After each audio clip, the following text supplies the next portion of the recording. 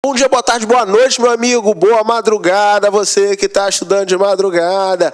Qualquer momento, qualquer brecha, você tem que investir bem o seu tempo. Meu nome é Jorge Augusto, professor de Biologia e Ciência da Natureza da família LAC Concursos. Estou aqui para lhe ajudar. Mais um degrauzinho, mais um conteúdo que sempre está presente em provas relacionadas à biologia e às ciências, né?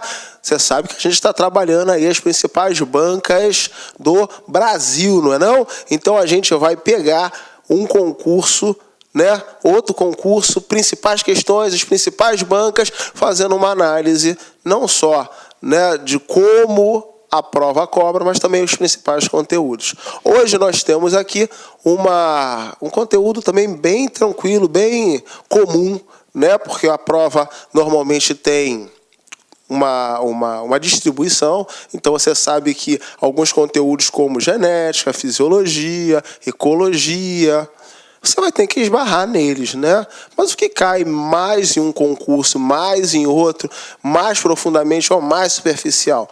Vamos dar uma olhada nisso? Hoje nós temos aqui um tópico que é bem tranquilo, bem comum nas provas, que é evolução. Então, eu dividi a evolução em duas aulas, tá? Uma para ver bem a parte relacionada com as teorias evolutivas, com as principais teorias evolutivas, e aí a gente vai trabalhar um pouco o conceito de evolução, o que é evolução, né?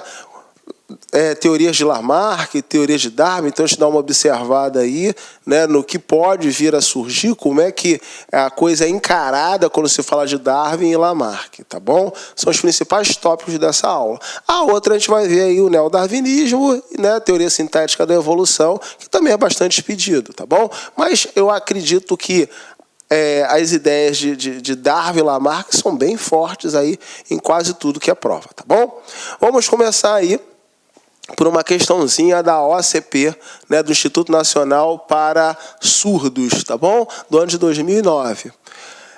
A prova começa falando lá: a teoria da evolução dispõe de fortes argumentos a seu favor. São evidências evolutivas. Quando você pensa em evidências evolutivas, são vestígios ou estruturas do passado que permanecem, né, para nos mostrar que a vida ou os seres foram diferenciados do que é hoje. Quando a gente fala diretamente de evidências evolutivas, sempre se destaca 2 ou 3 evidências evolutivas. Quase sempre se fala de registros fósseis. Os registros fósseis são evidências, né, de que o passado foi diferente do que é hoje. O que é fóssil? O fóssil é um vestígio, né, de seres que viveram no passado, como, por exemplo, uma pegada, como, por exemplo, os ossos fossilizados, como os coprólitos. Lembra dos coprólitos? Os coprólitos são fezes fossilizadas. Então, nós temos aí um conjunto direto de características, de estruturas que podem denunciar a vida do passado. Então, como evidência evolutiva, nós temos isso. Agora, além dos fósseis, nós podemos fazer uma comparação embrionária do desenvolvimento dos embriões, dos diversos seres. Isso proporciona uma ideia de parentesco entre os diversos seres, também é um tipo de evidência, né? Os órgãos vestigiais, que são muito batidos, muito bons para se citar até mesmo em sala de aula, não é verdade? Quando você está falando de dentes cisos, quando você está falando diretamente do tubo digestório, das velocidades intestinais, até mesmo do apêndice vermiforme. Tá certo? Então, a gente acaba citando normalmente isso em sala de aula como evidências evolutivas, tá legal? E aí a gente ainda pode observar atualmente a comparação entre o material genético, também é algo importante. Mas então ele começa a falar aqui, são as evidências evolutivas. A esse respeito, assinale a alternativa incorreta. Então ele quer aqui, não condiz, né, com a verdade. Então, olha só. Ele coloca assim: órgãos homólogos são aqueles que têm a mesma origem embrionária. As funções desempenhadas por eles podem ou não ser semelhantes. Você lembra de órgãos homólogos, órgãos análogos, esse conceito? Para te ajudar um pouquinho, tá? Eu coloco aqui, ó, a definição tranquila de homologia e analogia, tá bom? Então, você não vai ter mais dúvida nisso. Órgãos homólogos possuem a mesma origem embrionária. Então, indivíduo tem a mesma origem embrionária, estrutura tem a mesma origem embrionária, é um órgão homólogo. Agora, que podem ou não ter função semelhante. Então, os órgãos homólogos têm a mesma origem embrionária, podem permanecer com a mesma função ou não. Agora, quando a gente fala de órgãos análogos, análogo é diferente. Olha só, a origem embrionária, diferente, que podem ou não ter a mesma função. Então, quando a gente observa os exemplos de prova, a gente coloca assim, a asa do morcego, ela possui uma homologia com a asa de uma ave. Então, a estrutura embrionária da asa do morcego, ela tem uma homologia enquanto a asa de uma ave. Então, você vai ver que também tem uma homologia com nossos membros superiores. Tá legal? Agora, a analogia está relacionada à função. Então, quando eu falo, né, da asa de um inseto, como eu mostro aqui, a gente diz que existe uma analogia entre morcego, a asa do morcego, melhor falando, e a asa do inseto. Existe uma analogia entre a asa da ave e a asa do inseto. Então, isso demonstra uma convergência, né, para uma função, uma convergência adaptativa. Tá legal? Então, quando indivíduos, né, como de estruturas, melhor falando, tem funções iguais, de origem embrionária diferente, existe analogia. Quando indivíduos têm funções, né, quando tem origem iguais e às vezes a mesma função, tem a homologia. Mesma origem, homologia. Mesma função, analogia. Tá legal? Vamos ver se a gente acha aí a nossa resposta, tá? Então, aqui está o conceito que a gente já passou e a gente volta lá para a questão. Então, letra A. Eu quero, voltando a falar, a incorreta. Órgãos homólogos são aqueles que têm a mesma origem embrionária. Até aí está certo, né? E as funções desempenhadas por eles podem ou não ser semelhantes. Sem problema, né? Definição extremamente correta. Letra B. Órgãos análogos são aqueles que desempenham funções semelhantes, embora a origem embrionária possa ser diferente. Possa, não é que é. Então, também está correta. Tá? Letra C. O braço humano, as nadadeiras anteriores das baleias e as asas de um morcego são exemplos de órgãos homólogos. Sim, concordo, sim, a origem embrionária é a mesma, então, né, existe essa verdade. Letra D. As nadadeiras anteriores das baleias e dos peixes ósseos são exemplos de órgãos análogos. Tem a mesma função? Sim. Melhorar o deslocamento aonde?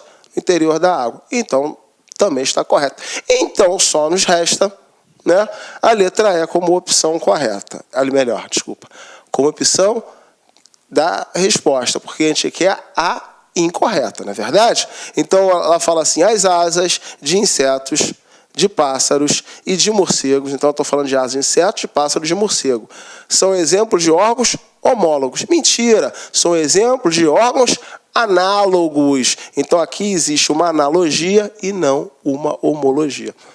Tudo bem? Legal? Perfeito, né? Tranquilo, então a resposta aí, cabível, é letra E. Então, aqui eu já tinha explicado, né? Homologia, analogia e os exemplos aí. Beleza.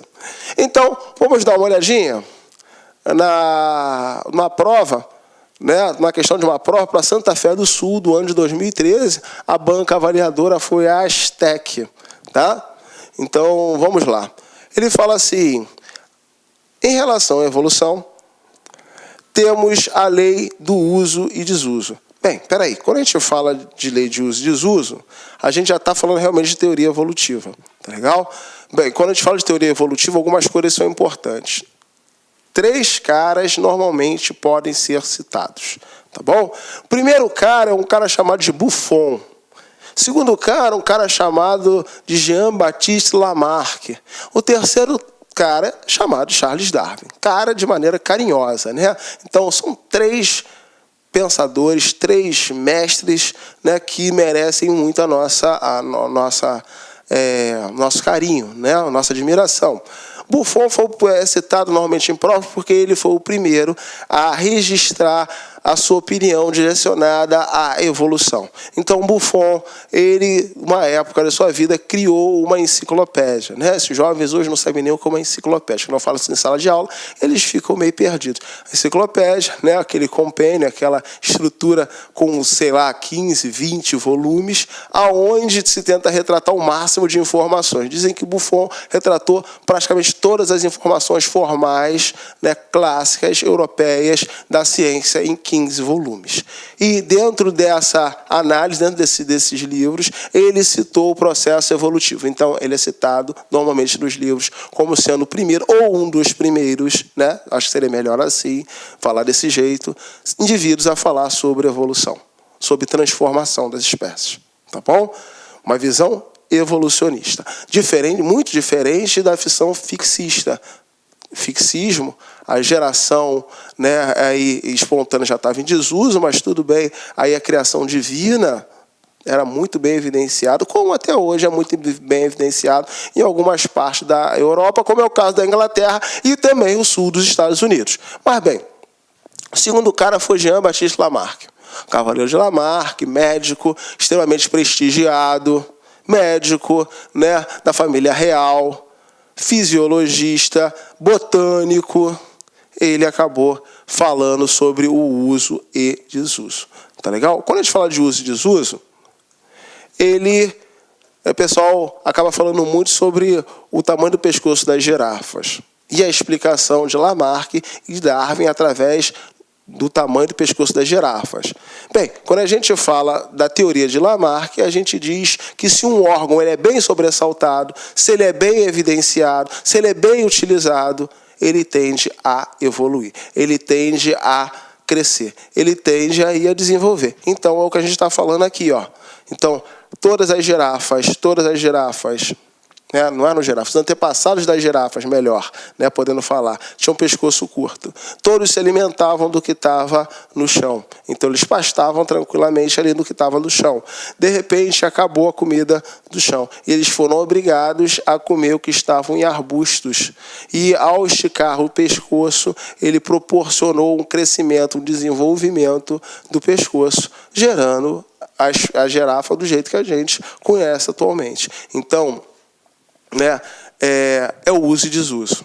E a segunda parte relacionada diretamente à teoria de Lamarck. Olá, meus amigos, minhas amigas, sou o professor Luiz Antônio Carvalho e com muito prazer, muita satisfação, estou aqui para fazer um convite muito especial para vocês conhecerem o nosso projeto, o nosso curso da Isolada com foco na SEDUC para o cargo de Biologia. Vem comigo! Clique lá.